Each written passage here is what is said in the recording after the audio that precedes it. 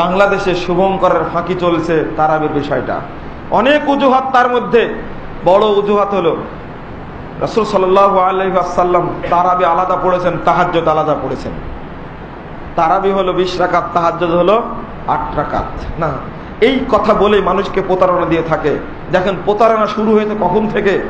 ইমাম বুখারী রাহিমাহুল্লাহ মা আয়েশার ওই হাদিসটাকে কিতাবু সলাতিত তারাবিহ 269 পৃষ্ঠা খুলুন, সহিহ বুখারীর, মূল বুখারীর 2013 নম্বর হাদিসটা খুলুন, যে কোনো ইসলামিক ফাউন্ডেশন খুলুন, আপনি রাসূল সাল্লাল্লাহু আলাইহি সাল্লামের তারাবি সালাত সম্পর্কে জিজ্ঞেস করলেন, রাত্রি সালাত সম্পর্কে জিজ্ঞেস করলেন, কাইফা কানাত সালাতু রাসূলুল্লাহ সাল্লাল্লাহু আলাইহি সাল্লাম ফি রমাদান বিল লাইলে, রাত্রিতে রমাদান মাসে আল্লাহর রাসূল কিভাবে সালাত আদায় করতেন। মা আয়েশার জবাব থেকে আমরা পাচ্ছি অতিরিক্তটাও, মাকানা ইয়াজিদু ফি রমাদান ওয়ালা ফি গায়রিহি ইল্লা 11 রাকাআহ। রাসূল সাল্লাল্লাহু আলাইহি ওয়াসাল্লাম রমাদান বলো আর রমাদানের বাইরে বলো রাত্রিতে 11 রাকাতের বেশি সালাত আদায় করতেন না। তারাবি এবং তাহাজ্জুদ একই সালাত, এই জন্য ইমাম বুখারী রাহিমাহুল্লাহ এই হাদিসটা তাহাজ্জুদ অধ্যায়েও নিয়ে আসছে। 2012 নম্বর হাদিসে রাসূল সাল্লাল্লাহু আলাইহি ওয়াসাল্লামের তারাবির টাইমটা কখন ছিল এটাও হাদিসে আসছে, বাদা ইশাইল আখিরা, অর্থাৎ এশা সালাত শেষ করেই তারাবি সালাত শুরু করতেন। কয়দিন পড়েছেন? 3 দিন পড়েছেন। 3 দিন রাসূল সাল্লাল্লাহু আলাইহি ওয়াসাল্লাম পড়েছেন, 23, 25, 27 শুরু করেছেন এশার পরে। প্রথম দিন শেষ করেছেন অর্ধরাত্রিতে, দ্বিতীয় দিন শেষ করেছেন তিনি তৃতীয় প্রহরে, আর তৃতীয় দিন তিনি তারাবি শেষ করেছেন একেবারে সাহারির আগ পর্যন্ত গিয়ে। সাহাবীরা বলছেন যে তৃতীয় দিন এত দীর্ঘ করলেন সালাত 27 রাত্রিতে, হাত্তা খাশিনা আন তাফুতানাল ফালাহ, যেন আমরা আজকে সাহারি খাওয়া ছেড়ে দেব, আমরা ভয় করছিলাম হয়তো সাহারি আজকে হবে না, এত দীর্ঘ করলেন। বলুন তো দেখি এই রাত্রিতে তাহাজ্জুদ আবার কখন পড়লেন? কখন পড়লেন?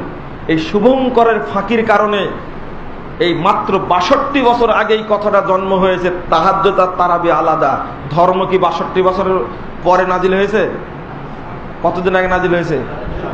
এই বাংলাদেশ উপমহাদেশের হুজুরেরা এই শব্দটা উল্টা দিয়েছে। হানাফি মাযহাব বহুদিন থেকে আছে, হানাফি মাযহাবের বড় বড় বিদ্বান যারা, তারাও এই কথাটা জানতেন না যে তারাবি এবং তাহাজ্জুদ আলাদা। এক আশ্চর্যকর ঘটনা।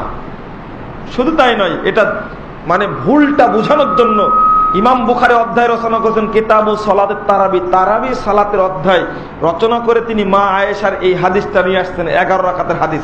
এবার কি করেছে দেখুন, এই মূল বুখারী লক্ষ লক্ষ ছাত্র শিক্ষক পড়ে এবং পড়ায় উপমহাদেশে, ভারত, পাকিস্তান, মালদ্বীপ, নেপাল, ভুটান, পড়ায় এগুলোতে।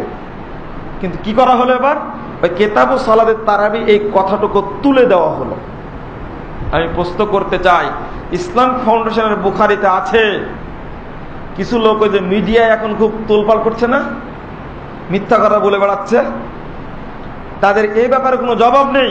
একজন আমাকে ফোন দিয়ে অনেক কথা বললেন, অনেক টাইম ছাড়বেন না। আমরা ঠিক আছে, কিতাবু সলাতের তারাবি শব্দটা উঠানো হলে কি জন্য এটা বলে, এটা আমি কিভাবে বলবো? আমি বললাম আমি কি তুলে দিয়েছি নাকি, আমি কিভাবে বলবো? এটা কি উদ্দেশ্যে তোলা হলো? আবু দাউদের 202 পৃষ্ঠার হাদিস, প্রথম খণ্ডের, ওখানে ছিল 20 লাইলাতান, ওখানে করেছে 20 রাকাতান। এটা কে করলো? মানে আগে ছিল 20 রাত্রি, ওটা করা হয়েছে 20 রাকাত। এটা কে করলো? ইমদাদে লাইব্রেরি।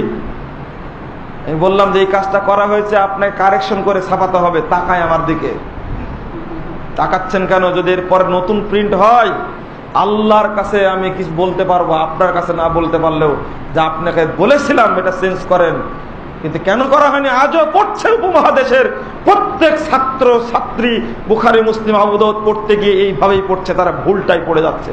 এটা চেঞ্জ করা হয়েছে উপমহাদেশে, এবং এটা কারখানা হলো দারুল উলুম দেওবন্দ। অসংখ্য মুফতি নাম দিয়ে মানুষকে প্রতারণা দিচ্ছে, আজীবন জবাব দিতে পারবে না। ইসলামিক ফাউন্ডেশন আবু দাউদ খুলুন আর মূল আবু দাউদটা খুলুন, দুইটা এক জায়গায় রেখে হুজুরকে জিজ্ঞেস করুন এটা করা হয়েছে কিভাবে, হুজুর জবাব দিতে পারবে না, মুখে কুলু পেটে বসে থাকবে। শুধু তাই না, হাদিস চেঞ্জ করা হয়েছে কত জায়গায়। এক জায়গায় দুই জায়গায় নয়, অনেক জায়গাটা চেঞ্জ করা হয়েছে।